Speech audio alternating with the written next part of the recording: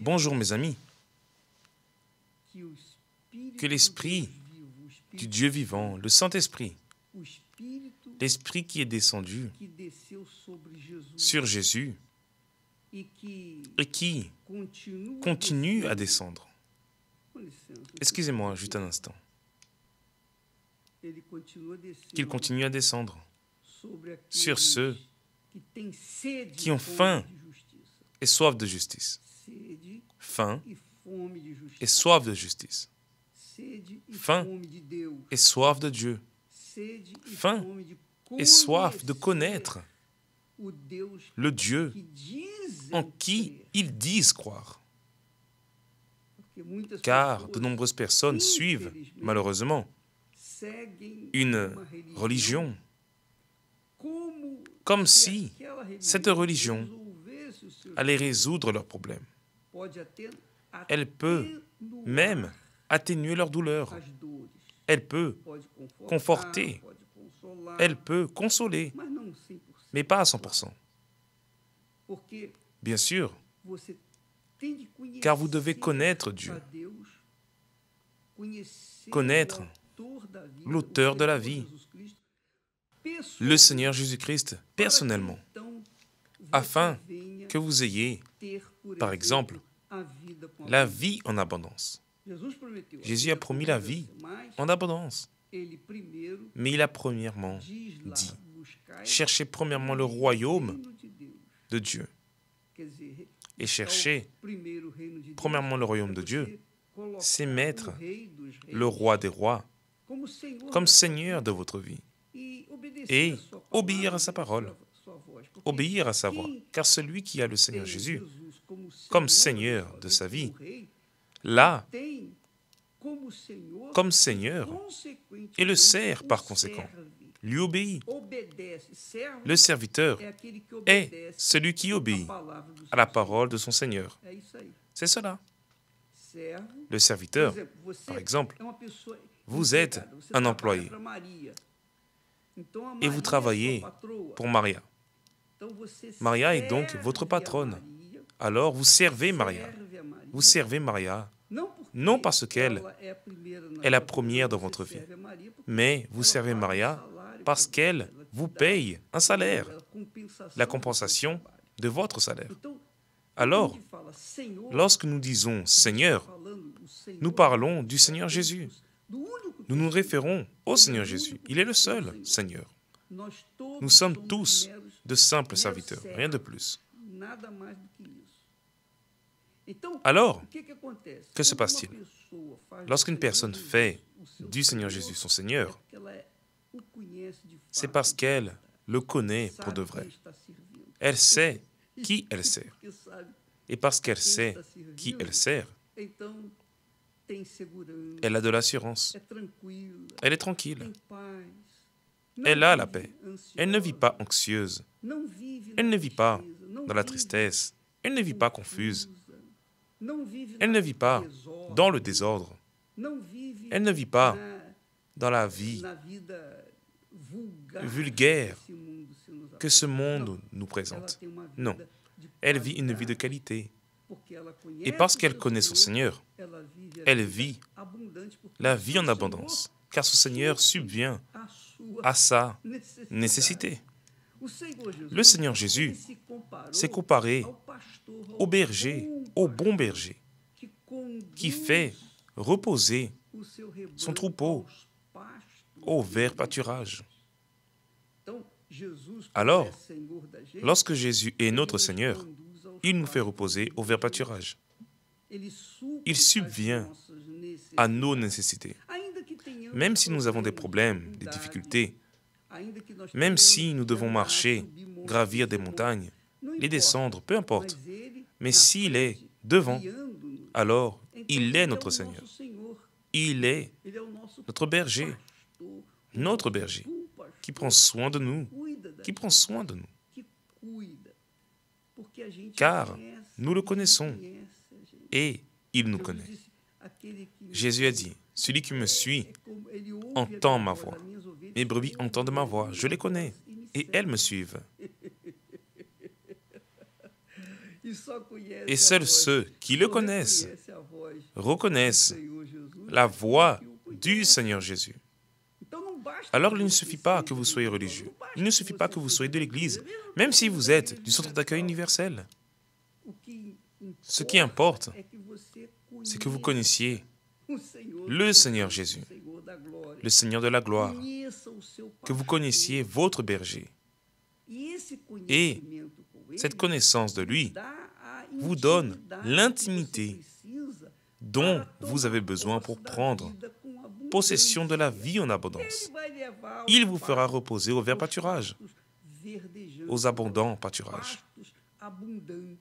Cette vie abondante que Jésus promet en Jean, chapitre 10, verset 10. Moi, je suis venu afin que les brebis aient la vie et qu'elles soient dans l'abondance. Et qu'elles soient dans l'abondance. Et je pense que la vie en abondance commence avec la paix intérieure, n'est-ce pas? Le fait que vous ayez la paix, même si, à l'extérieur, vous vivez en guerre. Car nous vivons dans ce monde cruel, dans ce monde injuste, dans ce monde très, extrêmement égoïste. Comment n'allez-vous pas vivre en guerre?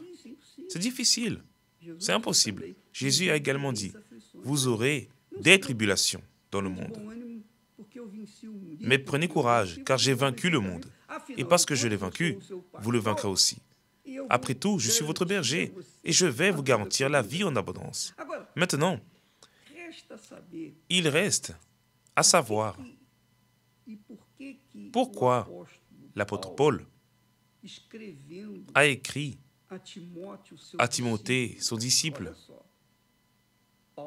Voyez, seulement Paul adresse sa lettre au disciple Timothée.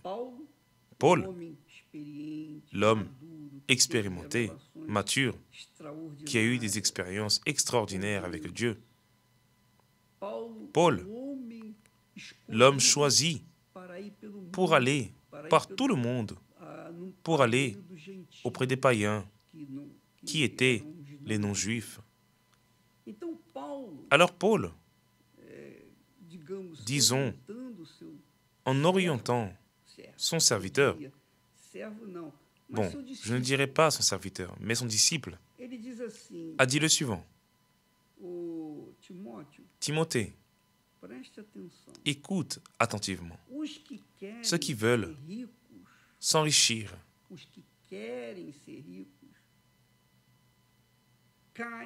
tombent dans la tentation, dans le piège et dans beaucoup de désirs insensés. Vous allez demander, mais attendez, évêque, Jésus n'a-t-il pas promis la vie en abondance? Cela veut dire que je ne peux pas être riche, que c'est un péché d'être riche. Non, ce n'est pas un péché d'être riche. Abraham était riche. Nicodème était un homme riche. Les hommes qui ont eu des richesses dans la Bible, qui étaient des hommes de Dieu, qui ont persévéré leur conduite morale, leur caractère de foi, de service à l'Éternel Dieu, ces hommes étaient riches. Et quelle est la différence entre le fait qu'ils aient été riches et que nous soyons riches aussi, évêque? Paul dit que celui qui veut, ceux qui veulent s'enrichir, tombent dans la tentation. Tombent dans la tentation. Je suis pauvre, misérable. Pauvre, je n'ai rien. Juste parce que je veux être riche, je suis déjà tombé dans la tentation. C'est fort, n'est-ce pas?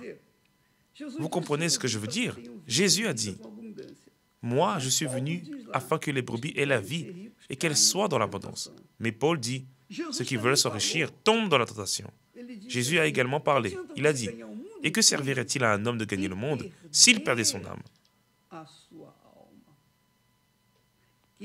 À quoi cela sert d'avoir une vie abondante dans ce monde, une vie de richesse, d'ostentation et de perdre votre âme?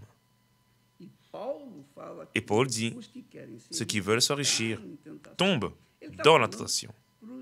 Il parle ici à un disciple chrétien, un homme qui voulait servir Dieu, un homme qui voulait se mettre comme le propre maître, l'apôtre Paul, pour servir Dieu.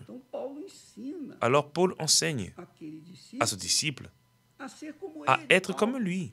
Paul, regarde ma richesse est en moi.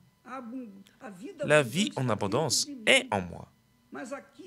Mais me voici dans cette prison, dans ce puits. Me voici attaché, disons-le ainsi, emprisonné dans une situation difficile, dans une situation vraiment compliquée. Mais cela ne m'empêche pas d'être libre, de vivre la vie abondante.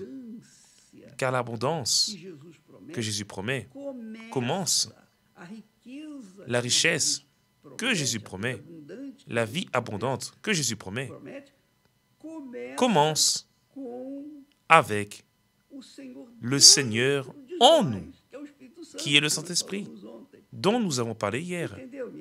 Avez-vous compris, mes amis? Mais beaucoup de personnes, lorsqu'elles veulent être riches, la majorité des personnes, ou les personnes en général, perdent la vision. Maintenant, elles ont perdu la vision. Elles n'ont pas compris ce texte, ce discours de Paul, du Seigneur Jésus lui-même aussi. Et c'est normal, car ce sont des incrédules, des païens. Alors, que se passe-t-il? Pour les personnes du dehors, c'est normal, c'est naturel qu'elles veulent le pain, le poisson, la bénédiction, la guérison, la délivrance. Elles veulent des résultats. Elles veulent la magie qui va changer leur vie. Elles veulent de la magie, même si notre Seigneur n'est pas magique. Mais les pauvres veulent de la magie. Elles veulent faire aussi. Évêque, priez pour moi. J'ai ce problème-là. Là, je prie. Et elle a été guérie. Merci beaucoup, évêque. Grâce à Dieu. Voilà, elle a été guérie et va reprendre sa vie. Non, l'apôtre Paul parle ici avec un disciple qui symbolise, bien sûr, tous les autres disciples du Seigneur Jésus. Si vous voulez servir le Seigneur Jésus, si vous voulez vivre la vie en abondance que Dieu propose, qu'il projette pour vous, la première chose que vous devez vouloir, c'est servir le Seigneur. C'est obéir à sa voix, à sa parole. Il dit, faites cela, et vous le faites.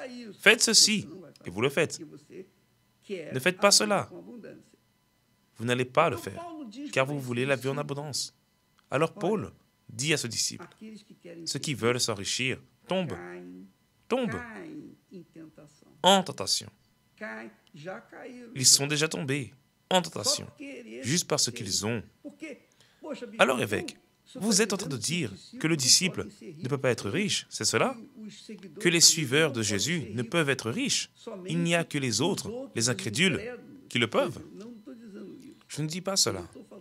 Je ne dis pas cela. Je suis en train de dire que ceux qui veulent servir Dieu, remettre leur vie sur l'autel et être des instruments du Saint-Esprit, ceux qui veulent la plénitude de vie, la vie en abondance que Dieu a promise, qui veulent servir Dieu dans leur vie. Cela ne veut pas dire qu'ils vont quitter leur travail et rester à l'église toute la journée, ni qu'elles vont prêcher l'évangile toute la journée. Non, les disciples sont ceux qui suivent la parole du Seigneur Jésus. Alors, un médecin peut être un disciple, l'avocat peut être un disciple, l'ingénieur peut être un disciple, l'employé de maison peut être un disciple. Tout le monde peut être un disciple. Tout le monde a le droit d'être un disciple. Mais, comment une personne peut-elle être disciple de Jésus si elle a une ambition personnelle. C'est impossible. Impossible. Pour être disciple, vous devez prioriser le royaume de Dieu. Alors vous devez être soumis à la parole de Dieu.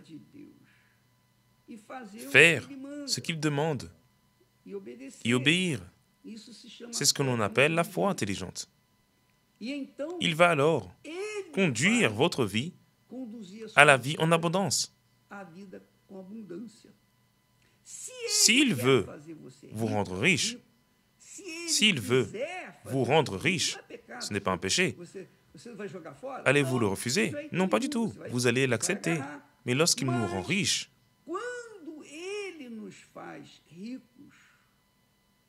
financièrement, économiquement, c'est parce qu'il sait que nous avons la structure spirituelle pour ne pas mettre notre cœur dans ces richesses. Alors, lorsque vous aurez la maturité pour être riche financièrement, que vous, disciples, vous pouvez être riche financièrement pour un propos de Dieu, pour aider dans l'œuvre de Dieu. Par exemple, en ce moment, nous avons de très grosses dépenses pour des œuvres de construction dans le centre d'accueil, dans le monde entier. Nous dépensons beaucoup avec la télé, la radio, avec la communication en général. Alors, quelqu'un doit avoir les conditions de nous aider et de payer ces factures.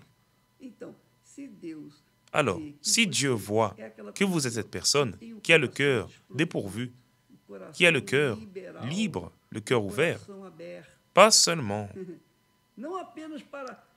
pour rendre vos dîmes, mais le cœur ouvert pour contribuer à la prédication de l'Évangile avec libéralité, avec abondance. Alors Dieu va vous rendre riche. Il va vous faire devenir riche. Riche, car il a besoin de gens riches qui sont ses serviteurs, qui restent ses serviteurs. Car normalement, lorsque les gens touchent de l'argent, ils deviennent orgueilleux. Ils deviennent arrogants. Ils pensent, croient qu'ils sont leurs propres seigneurs. Alors l'argent ensorcelle les personnes imprudentes. L'argent ensorcelle. Il fait les personnes devenir aveugles spirituellement. Aveugles. Car il se positionne comme Mammon. Et vous ne pouvez pas suivre Mammon et l'Éternel Dieu en même temps. Alors, si la personne est un disciple rempli du Saint-Esprit, Dieu va la bénir si elle en a les conditions. Car si elle est immature, si elle est un enfant, Dieu ne va pas lui donner tout ce qu'elle voudrait. Mais il va lui donner ce qu'elle a la capacité d'administrer. Vous ne donnez pas à votre fils, à votre fille, disons 1 000 € à dépenser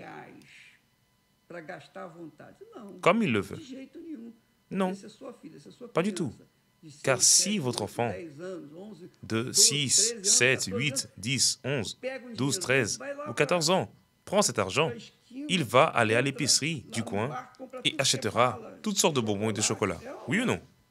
Et il aura mal au ventre, des problèmes ensuite. Alors, Dieu nous donne la richesse à la mesure que nous pouvons l'administrer. Vous souvenez-vous des 3 serviteurs dont Jésus a parlé? La parabole des 3 serviteurs. Le maître en a appelé un et lui a donné 5 talents. Le deuxième en a reçu 2 talents. Et le troisième n'a reçu qu'1 talent. Mais 1 talent valait beaucoup, beaucoup, beaucoup. Beaucoup d'argent.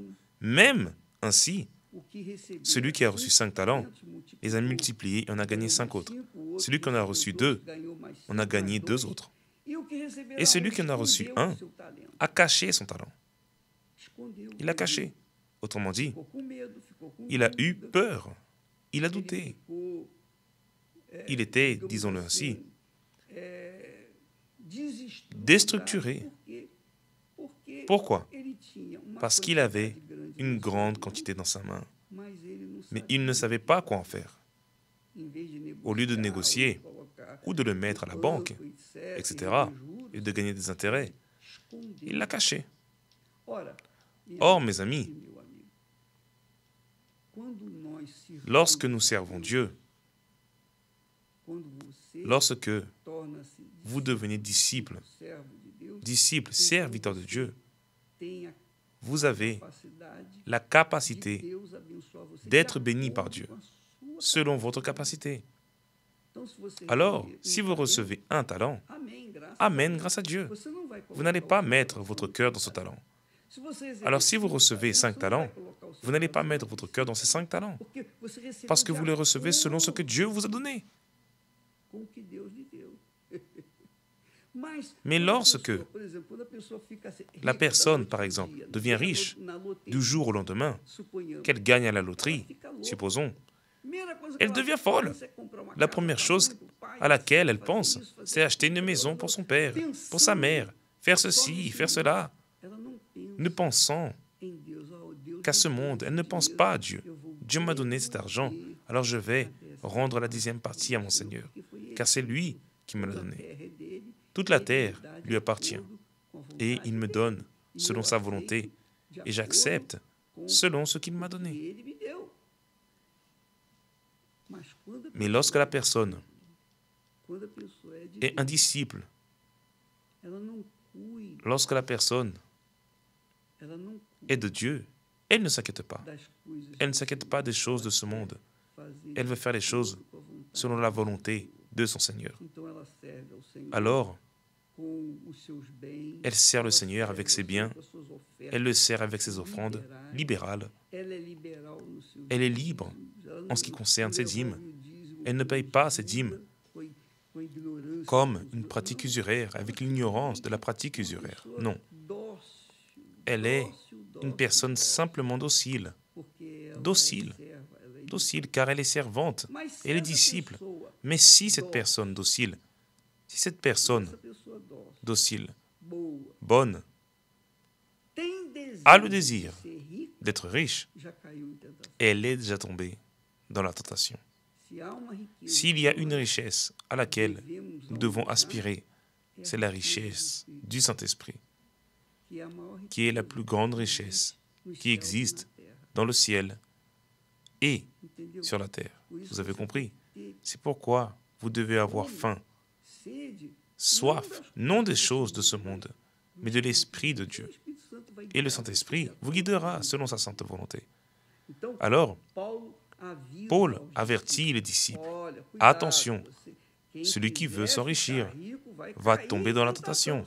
Juste parce qu'il veut, il va tomber en tentation. Et je le vois, à l'Église, il y a de nombreux ex-évêques, ex-pasteurs, ex-épouses, des ex-personnes qui étaient des officiers de l'Église. Mais que s'est-il passé? Lorsqu'ils ont vu l'offrande de Dieu, lorsqu'ils ont commencé à administrer l'offrande de Dieu, ils ont commencé à convoiter cette offrande, à désirer, à aspirer à cette richesse. Moi aussi, je peux me servir moi-même. Et cette créature tombe alors en tentation. Elle est déjà tombée en tentation, juste pour avoir désiré, juste pour avoir prétendu à avoir cet argent pour elle. Cela arrive au centre d'accueil universel, malheureusement. C'est arrivé auparavant. Judas Iscariote n'est pas tombé parce qu'il a commis une grosse erreur. Cela n'a pas été l'adultère. Cela n'a pas été le mensonge. Il est tombé car il a désiré. Il a aspiré à la richesse de l'argent. Et là, vous connaissez déjà le reste.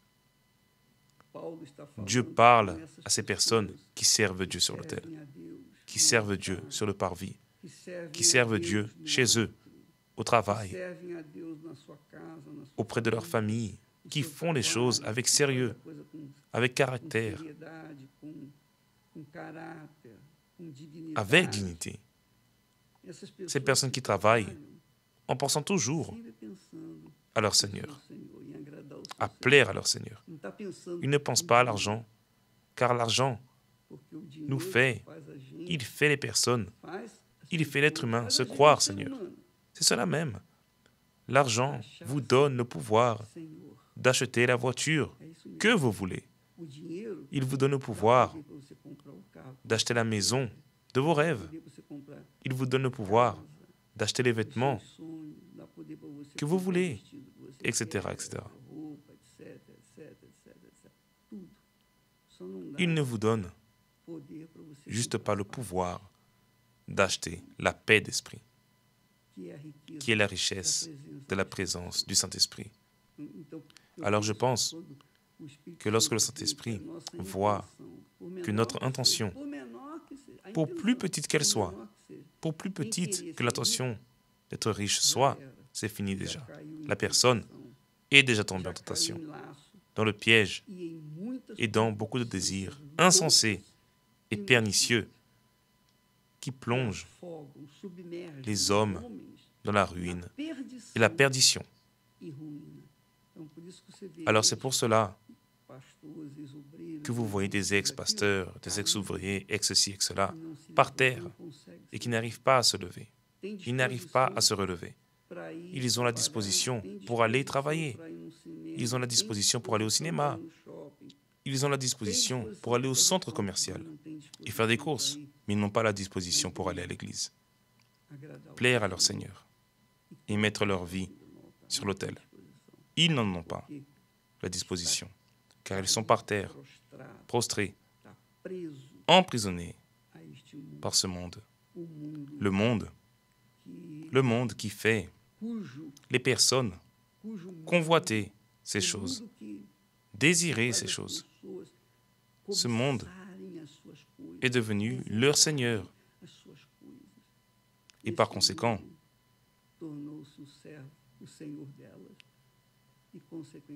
elles finissent par perdre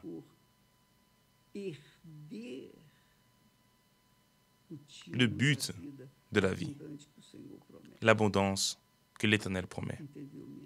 Avez-vous compris, mes amis? Je n'ai pas le courage. Je n'ai pas le courage de donner à un enfant une grande somme d'argent s'il n'a pas les conditions d'administrer sa propre vie, son propre corps, encore moins cela.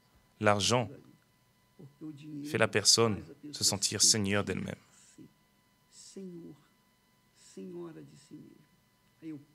Je peux ceci, je peux cela. Et beaucoup tombent en disgrâce parce qu'ils ont cette intention de vouloir devenir riche. Celui qui a le Saint-Esprit est déjà riche. Celui qui a le Saint-Esprit est dirigé par l'Esprit. Et celui qui est dirigé par l'Esprit est comme le vent. Il va par ici, il va par là. C'est comme Jésus l'a dit. Le vent souffle où il veut, mais tu ne sais d'où il vient ni où il va. Il en est ainsi de l'homme qui est né de l'Esprit. Que Dieu vous bénisse tous. Demain, nous parlerons plus à ce sujet. À demain.